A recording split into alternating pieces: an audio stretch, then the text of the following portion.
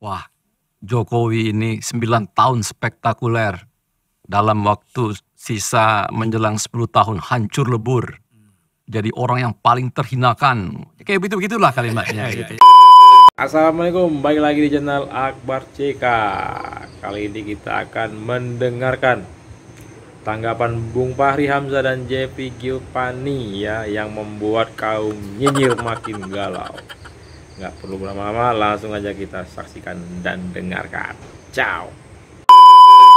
Pak Prabowo dan Pak Jokowi itu akan mirip ya Bang ya, yaitu fokusnya pada ekonomi.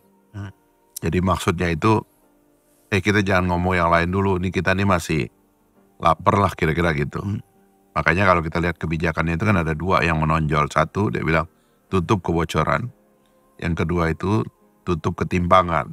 Jadi ini adalah kebijakan utama Pak Prabowo yang akan memang mengisi dua roda yang kempes dalam perekonomian kita.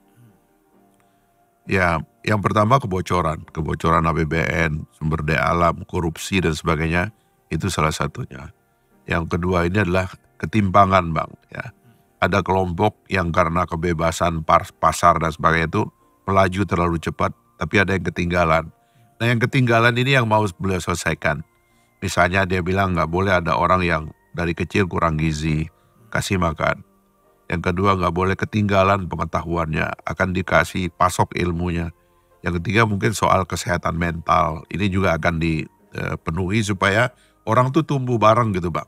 Karena tidak ada persatuan dan soliditas berbangsa dalam jangka panjang kalau pada kenyataannya kita tidak hidup dalam suasana yang sama ya. Terlalu banyak ketimpangan yang kasat mata gitu. Nah itu yang suka menyebabkan Pak Prabowo itu bilang, dari itu semua yang jelek apa sih gitu. Kenapa gak bisa kita ikut aja lah gitu. Nah itu mungkin asumsi beliau supaya politik tuh menyesuaikan gitu loh. Makanya kayak partai-partai, ketua umum partai juga tolonglah menyesuaikan lah. Pak Prabowo ingin memberantas korupsi misalnya. Kenapa sih partai-partai terjebak korupsi? Karena ada sebabnya. Ya sebabnya karena aturan pembiayaan kampanye gak clear. Ketua umum partai kemana-mana bicaranya kita perlu uang untuk biaya partai. Akhirnya quote unquote mentolerir kalau pejabat publik yang berasal dari partai itu suruh main Bang. Kamu ke sana ya kan. Bikin keputusan ini meskipun salah itu ada uangnya kan. Kan ini yang kasarnya kalau kita positif kita bilang oh ya oke Pak Prabowo kita ikut aja. Kita juga nggak mau nih partai jadi jelek citranya, ayo kita bersihkan satu-satu. Gimana caranya partai itu? Kalau menurut saya cuma dua. Biayai partainya pakai APBN, selesai itu. Perlu berapa sih? Tolong kegiatannya juga yang rasional dong. Pelatihan, bikin buku, kaderisasi. Itu kerjaan partai, sekali-sekali mungkin nanti kerja bakti ngurusin masyarakat, ya kan? Itu pekerjaan partai. Bayar pakai APBN Bang. Ya kan, mentraining anggota partai itu kan bagian dari Undang-Undang Pendidikan Nasional yang mandatori 20% dari APBN harus kita keluarkan, keluarinlah untuk kaderisasi pemimpin bangsa di masa yang akan datang. Tapi kita training secara positif. Daripada orang kita tunggu masa kampanye baru direkrut, bikinlah itu, biayain Bang, itu nggak ada masalah dan nggak seberapa kok itu. Yang kedua ya tinggal kita sebagai elit partai menyesuaikan, itu yang saya bilang. Coba kita renungkan deh. Di negara-negara demokrasi yang maju itu Bang, nggak ada ketua umum partai yang dikenal Bang. Nggak dikenal memang. Kerjanya tuh di dapur. Sistem fundraising, kemudian kaderisasi, nulis buku, bikin training, ya kan. Promosi anak supaya misalnya pergi kursus ke negara demokrasi yang matang, ikut training di Eropa, belajar sistem kepartian di mana. Sebagai calon pemimpin bangsa Bang, dia di dapur aja. Politik ini dia nggak urus Bang, karena yang urus politik ini adalah orang yang dipilih rakyat. Kita ini repotnya adalah politik kita sangat dipengaruhi oleh orang yang nggak dipilih rakyat. Sebenarnya itu nggak boleh Bang. Itu timpang itu dalam negara demokrasi. Nah tolong yang begini kita mulai introspeksi lah. Sistemnya kita perbaiki Bang. Tukang masak, dapur menyajikan makanan juga kan. Itu dia, kadang-kadang ikut nyicip juga. Nyicipnya bukan sedikit. Bukan sedikit, ikut banyak. Nah, yang begini-begini Bang, ini adalah problem sistemik Ya maksud Pak Prabowo itu, niat saya baik loh, saya mau nutup kebocoran supaya ekonomi kita membesar, skalanya gede, karena kebocoran tuh ada sekian ribu triliun. Yang kedua saya mau tutup nih. Misalnya beliau bilang, saya nggak mau lagi lihat orang tinggal kumuh. Coba abang lihat itu yang dia lakukan di apa namanya kemarin itu Muara Baru apa di mana itu beliau itu kemarin tuh. Dia bikin inovasi, ajak udahan, ya kan? Nggak ada kumuh lagi bang. Kan kita ini selama ini makan ikan kan dari orang pesisir bang. Ikan-ikan kita ini dipasok dari pesisir. Tapi kalau orang pesisirnya kotor, rusak bang. Mau kayak apa kehidupan ini gitu loh. Sementara harusnya mereka itu ada di garis terdepan untuk mengawal kalau ada persoalan di garis pantai kita. Penyelundupan, infiltrasi dan sebagainya. Beliau bikin rumahnya. Beliau bilang, saya nggak mau lihat lagi rumah yang kumuh. Orang seperti tinggal di gubuk, di shelter. Dia mau bangun itu. Pertanyaan berikutnya, jelek apa keputusan ini? Ya. Ya kalau jelek, kalau nggak jelek ya dukung dong. Positif lah kita. Nah, tolong politiknya juga menyesuaikan gitu loh. Jangan kemudian politik ini yang bagus juga diganggu gitu loh. Kalau politik itu artinya mendukung yang baik, ya kan, mengurangi yang buruk, sih oke. Tapi ini kelihatannya yang bagus-bagus, masa orang mau rekonsiliasi diganggu? Diisukan pecah, udah ditinggal katanya gitu, udahlah katanya. Pak Jokowi sebentar lagi ditinggal, Pak Prabowo udah jalan, udah sama kita sekarang. Ada yang sampai ngomong begitu, udah kembali ke kita sekarang. Akhirnya kayak gini-gini bang, gila-gila kayak gini nih kita harus introspeksi bareng-bareng. Ini gila-gila. Kan gak nyebut nama bang. Iya. Gimana nih Bro Lim? Soal kelompok yang gila-gila. Walaupun tadi Bro Lim sudah mengatakan bahwa malas bicarakan mereka. Ya kan? Tapi saya kira kita kan harus berikan solusi. Iya, saya sih pikir ya Bang, mungkin mereka ini, mungkin ya ini dugaan saya, harapan mereka ini sekarang adalah Pak Prabowo dilantik menjadi presiden, Pak Jokowi sudah tidak lagi menjadi presiden, dan saat itu mereka berharap Pak Prabowo akan meninggalkan Pak Jokowi, melupakan Pak Jokowi. Itu yang mereka harapkan sekarang. Sekarang kita anggap saja Bang, itu terjadi Bang, salahnya di mana? Iya. Kan bukan berarti kalau Pak Prabowo melupakan atau meninggalkan Pak Jokowi, artinya mereka bermusuhan, kan enggak juga. Iya. Kan memang harus Pak Jokowi pensiun sudah. Dia sudah 10 tahun mengabdi buat bangsa ini, buat negara ini. Ya saatnya lah Pak Jokowi juga diperbolehkan menikmati hari-harinya merdeka. Bisa keliling-keliling menemui para relawannya. Kan beliau kan sangat senang tuh Bang, bertemu dengan masyarakat, datang ke rakyat bawah. Ya, dan itu dia sudah bilang kan, minta maaf kepada para relawan yang selama ini saya mungkin sangat terbatas berkomunikasi. Nanti kalau saya sudah tidak menjabat lagi, kita lebih intens berkomunikasi. Dan relawan juga senang kan. Iya, dan persoalan di kita itu adalah orang suka karena kebencian kepada Pak Jokowi, kemudian membutakan mata hatinya atas apapun yang lain. Padahal kan nggak harus begitu. Harus dibedakan antara kebencian itu dengan realita lapangan begitu. Kalau sekarang udah nggak berdiri di pijakan yang realita itu Bang. Mereka sudah di imajinasi mereka. Imajinasi mereka itu akan ada begini, akan ada begitu, akan ada permusuhan, akan ada perdebatan. Jadi berangkat dari imajinasi. Itu yang berkali-kali Pak Prabowo bilang kan kalau di pidatonya. Dan mereka nggak mau percaya itu. Kan Pak Prabowo selalu bilang, kok orang-orang itu lebih ngerti saya dibandingin saya sendiri. Dia bilang kan. Podcast terus. Berkali-kali Pak Prabowo ngomong begitu. Tapi mereka tetap nggak bisa. Dianggap itu Pak Prabowo kan ini ngomongnya halus. Harus begitu, harus. Nah Pak Prabowo sendiri sudah tegaskan, saya ini bukan orang yang bisa basa-basi. Saya ini harus ngomong apa adanya. Tetap aja dia bilang Pak Prabowo lagi basa-basi. Dan yang saya juga menonton beberapa di media sosial, beberapa orang ya dianggap sebagai tokoh gitu loh. Termasuk yang bicara ini adalah Pak Mahfud MD misalnya. Mantan Menko Polhukam. Kemudian seorang guru besar politik dan hukum kan gitu.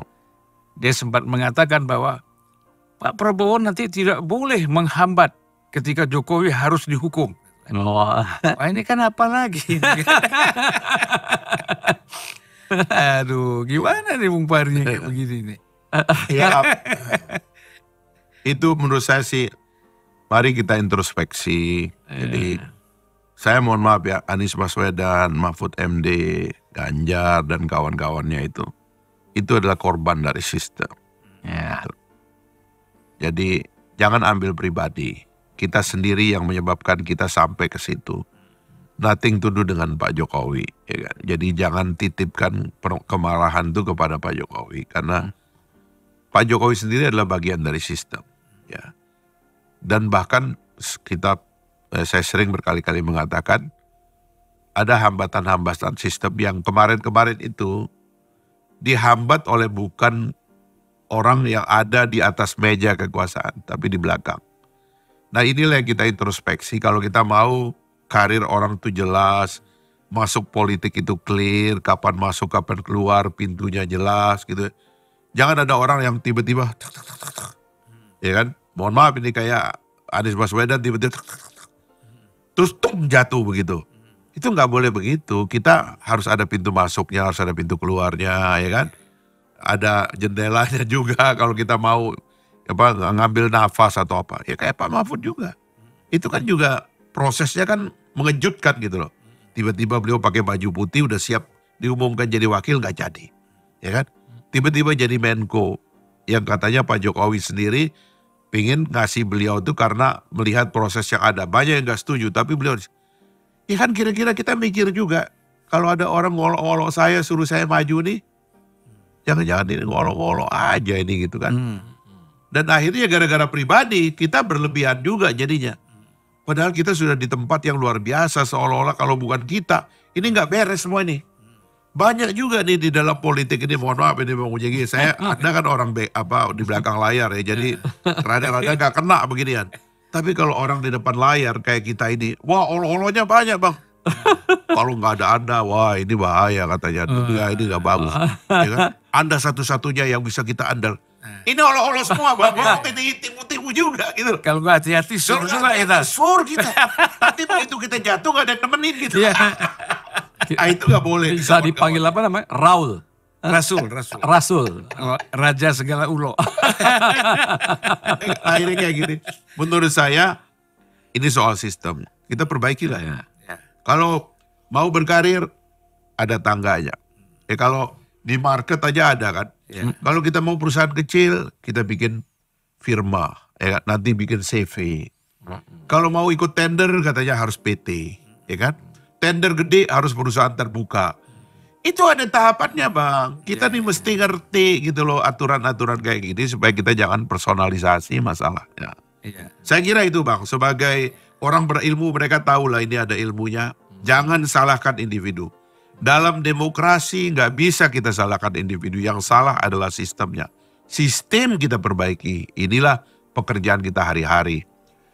Guru-guru besar yang tadinya terjun berpolitik pada masa kampanye, tarik diri sekarang. Masuk kampus, bikin rumusan, ini masalah kita, ini masalah sistem. Kita ajukan ke DPR sekarang, kita ajukan ke Presiden. Dan karena ini masanya bukan masa kampanye Bang, lebih mungkin didengar. Tapi kalau sudah masa kampanye, kita lengan kita lipat-lipat, kita bilang ini salah, oh ini lagi ikut kampanye, ini berpolitik. Karena tembak marah, padahal dia lagi ikut kampanye. Nah yang begini, tolong kita atur lah, jadwal kita juga kita perbaiki lah. Jangan kacau kita ini Bang, kadang-kadang gitu juga, tiba masa tiba akal, gak ada rencana, gak tahu tempat, gak tahu situasi. Ini mesti kita atur baik-baik Bang. Bahkan yang lebih kasihan Bang Julpan, ada sahabat-sahabat saya juga lah. Mereka itu bisa menulis ya Bang, wah Jokowi ini 9 tahun spektakuler, dalam waktu sisa menjelang 10 tahun hancur lebur. Jadi orang yang paling terhinakan, kayak begitulah kalimatnya. Gitu. Saya bilang, aduh perasaan teman-teman saya ini kan pinter-pinter ya Bang. Lulusan universitas terbaik. Pokoknya orang hebat lah gitu loh. Kok bisa dia membaca situasi hanya berdasarkan keriuh rendahan di media sosial begitu loh. Yang saya kasihan nanti saat dia kemudian melihat Saya percaya dia masih percaya lembaga survei yang kredibel lah gitu. Kalau besok keluar dari lembaga survei kepuasan publik kepada Pak Jokowi masih 60% misalnya, kan bisa nangis dia bang. Dia bilang luluh lantak 9 tahun spektakuler. Wah, dalam waktu cepat langsung menjadi orang yang paling terhinakan. Gak akan ada lagi orang suka sama dia. Wah, itu sih. Saya sedih juga begitu. Itu teman saya pinter sebenarnya. Gitu. Kan harusnya kok bisa dia. Oke, tadi udah kita saksikan dan dengarkan tanggapan dari Bung Fahri Hamzah dan Bung Jeffrey Giovanni ya, yang membuat kaum nyinyir makin galau. Kalau udah diselimuti kebencian, hati itu ya dikuasai oleh iblis. Baik seperti apapun pasti ya dinilai buruk, jelek semuanya ya guys ya. Jadi banyak cerita miring Pak Jokowi segala macam sampai keluarganya. Bahkan yang udah tadinya di kabinet Pak Jokowi, semasa di kabinet itu baik-baik saja, setelah keluar dari kabinet menjelek-jelekkan kebijakan ya yang diambil oleh pemerintahan yang tadinya didukung oleh beliau sendiri, menterinya Pak Jokowi ya. Nah, jadi untuk kaum nyinyir udahlah, yang udah kita dukung pemerintahan yang baru, kita doakan sebagai masyarakat biasa, kita doakan semoga pemerintah Indonesia ini nantinya, Indonesia khususnya ini bisa jadi lebih baik lagi ya.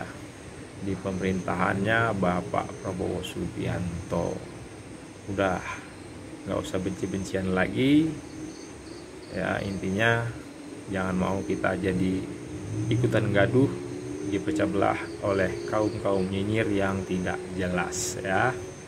Oke, sekian dulu, assalamualaikum.